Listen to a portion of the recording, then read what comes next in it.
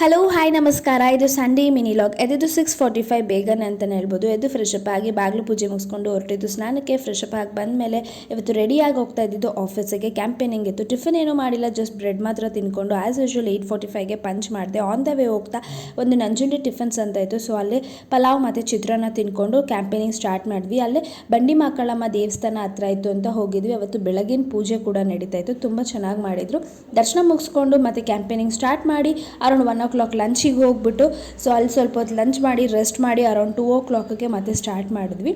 ಅಲ್ಲಿ on the way ಹೋಗ್ತಾ ಮತ್ತೆ ಅಲ್ಲಿ ಶೇಪೆಕಾಯಿ ಸಿಕ್ತು, ಸೊ ಅದನ್ನು ತಿಂದ್ಬಿಟ್ಟು ಮನೆಗೆ ಬರ್ತಾ ಮಜ್ಜಿಗೆ ಹಾಗೆ ಲಸ್ಸಿ ಕುಡ್ಕೊಂಡು ಮನೆಗೆ ಬಂದೆ. ಆ್ಯಸ್ ಯೂಶುವಲ್ 5:15ಗೆ ಬಂದು ಸ್ವಲ್ಪ ಎಣ್ಣೆ ಹಚ್ಚೋಣ ತಲೆಗೆ ಅಂದ್ಬಿಟ್ಟು ಎಣ್ಣೆ ಹಚ್ಕೊಂಡು, ಅದಾದಮೇಲೆ ಬೆಳಗ್ಗೆ ಅಮ್ಮ ಬೆಡ್ ಸ್ಪ್ರೆಡ್ ಎಲ್ಲ ಒಗ್ದಿದ್ರು. ಸೊ ಬಂದಮೇಲೆ ಅದನ್ನೆಲ್ಲ ಹಾಕಿ ಅಡುಗೆ ಮಾಡೋಕ್ಕೆ ಸ್ಟಾರ್ಟ್ ಮಾಡಿದೆ. ಇವತ್ತು ರೊಟ್ಟಿ ಹಾಗೆ ಸ್ವಲ್ಪ ಕಾಳು ಪಲ್ಯ ಥರ ಮಾಡಿದೆ, ಕ್ಯಾರೆಟ್ ಬೀನ್ಸ್ ಹಾಗೆ ಸ್ವಲ್ಪ ಕಾಳೆಲ್ಲ ಹಾಕಿ ರೊಟ್ಟಿ ಊಟ ಮಾಡಿ ಮಲ್ಕೊಂಡೆ. ಇಷ್ಟ ಆಗಿತ್ತು ಇವತ್ತಿನ ಮಿನಿ ಲಾಗ್.